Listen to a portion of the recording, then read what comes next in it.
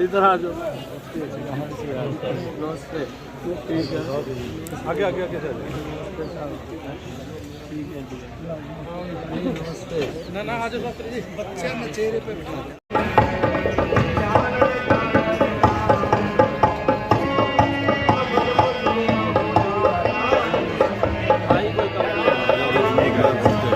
संकल्प यात्रा में आज पहुंचे हो, पहले तो इसके बारे में बताइए, क्या कहना चाहते हैं? विकसित भारत संकल्प यात्रा देश के गांव-गांव में मोदी की गारंटी की वैन जी ये घूम रही है।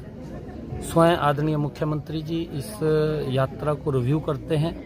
आदरणीय प्रधानमंत्री जी लगातार इस यात्रा के बीच में लोगों से संवाद करते हैं। आज भी आदरणीय प्रधानमंत्री जी ने सीधा डायरेक्ट देश के विभिन्न स्थानों के ऊपर संवाद किया है।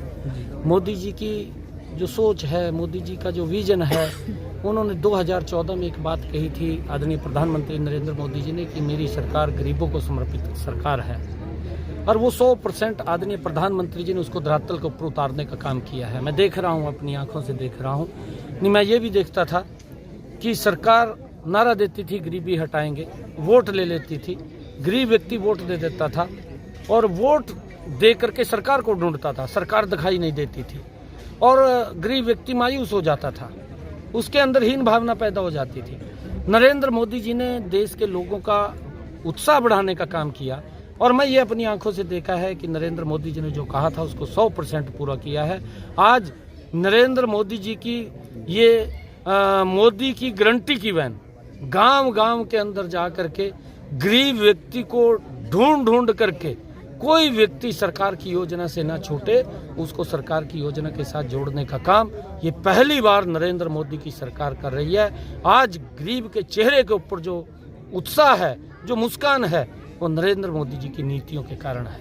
और 22 को जो प्राण प्रतिष्ठा है भगवान राम के मंदिर की, उसके बारे में क्या कहेंगे? देखिए, ये पूरे देश के अंदर, देश के 140 करोड़ लोगों में बड़ा उत्साह का माहौल है और देश के लोग अपने अपने तरीके से, हमारी माताएं बहनें, हमारे भाई, हमारी माताएं कलश यात्राएं निकाल रही हैं और आदरणीय प्रधानमंत्री जी ने देश के लोगों से आह्वान किया है कि जो हमारे तीर्थ स्थल हैं, जो हमारे मंदिर हैं, जो हमारे मठ हैं, गुरुद्वारे हैं, उन सब के अंदर हम सब मिल करके वहाँ की कमेटी को साथ ले करके स्वच्छता महाअभियान चलाएं और उसके अंदर लगातार लोग लगे हुए हैं कि मंदिरों की सफाई, मंदिरों के आसपास की सफाई और उसके साथ साथ वहाँ पर 22 तारीख को हवन होगा।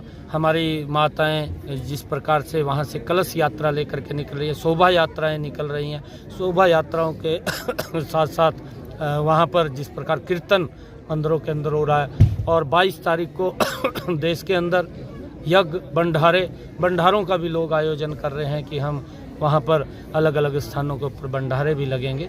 तो लोग अपने तरीके से उसके अंदर लगे हैं, लोगों में एक बड़ा जोश, एक उत्साह है। ये पहली बार है कि भगवान श्री राम 500 वर्षों के बाद प्राण प्रतिष्ठा अयोध्या के अंदर हो रही है।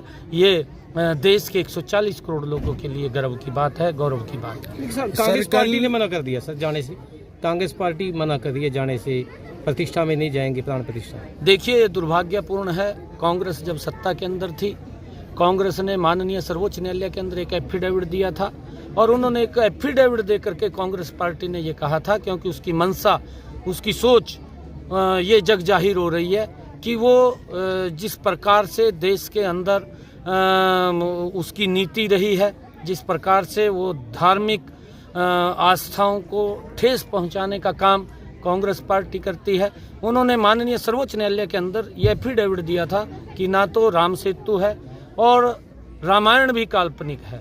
ये कांग्रेस ने एक एफिडेविट देकर के सुप्रीम कोर्ट के अंदर कहा था और मैं ये बात कहना चाहूँगा, और अब भी जब ये माननीय सर्वोच्च न्यायालय ने इसका फैसला सुनाया, कांग्रेस के बड़े नेता जो 56 एडवोकेट से लेकर के चीफ जस्टिस ऑफ इंडिया के सामने पेश हुए और उन्होंने कहा कि ये फैसला मत दे देना, अगर ये फैसला दे दिया देश के अंदर पता नहीं क्या कत्लेआम हो जाएगा, खून खराबा हो जाएगा। इस प्रकार की सोच कांग्रेस की थी, परंतु आज कहीं पर भी कोई मक्खी तक नहीं उड़ी और आज भव्य राम का मंदिर बना है, उसकी प्राण प्रतिष्ठा हो रही है और उनकी सोच है कि वो जिस प्रकार की उनकी सोच है उनको ही समर्पित है उनकी सोच, क्योंकि देश आज 140 करोड़ लोग भगवान श्री राम का मंदिर की जो स्थापना वहाँ पर प्राण प्रतिष्ठा हो रही है उसके अंदर बड़ी आस्था है। हमारी वो धरोहर है, संस्कृति है, और जो राम का नहीं वो किसी काम का नहीं। सर, जिस तरह से कल 19 तारीख को जो है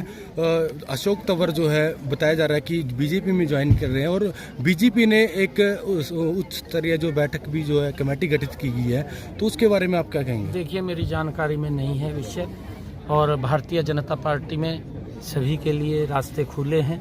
कोई व्यक्ति इसमें आ सकता है, ज्वाइन कर सकता है, और पार्टी के अंदर सभी के दरवाजे खुले होते हैं। सर, 2024 को चुनाव को लेकर क्या कुछ तैयारियां चल रही है? देखिए, भारतीय जनता पार्टी पूर्ण रूप से तैयारी है। कांग्रेस के अंदर एक बड़ा द्वेष है।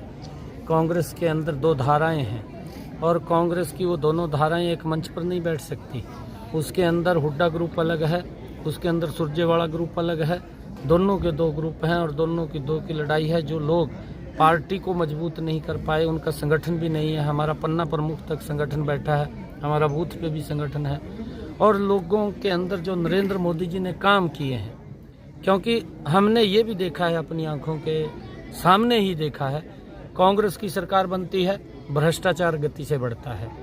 नरेंद्र मोदी और मनोहर लाल जी की सरकार आती है, विकास की गति तेज गति से बढ़ती है। ये अंतर कांग्रेस की सरकारों में और भारतीय जनता पार्टी की सरकारों के अंदर है, क्योंकि ये लोग आने वाले समय के अंदर जब ये अपने कुनबे को ठीक नहीं कर पा रहे, तो ये देश प्रदेश को क्या ठीक रखेंगे? सुपड़ा साफ होने वाला है कांग्रेस शीर्ष नेतृत्व से जो है प्राण प्रतिष्ठा का किनारा करते हुए दिखाई दे रही है, लेकिन उसके बावजूद जो है दीपेंद्र हुड्डा अयोध्या पहुंचे थे, उनके बारे में क्या कहेंगे? नहीं, देखिए, भगवान श्री राम की जो लोग आस्था रखते हैं, जो उसके अंदर उनका भावना है, कोई भी जाए उसके अंदर क्या कहना, अच्छा है। उसको सद्बुद्धि तो दी है भगवान श्री राम ने, वो गए हैं वहाँ पर, अच्छा है, जाना चाहिए वहाँ पे।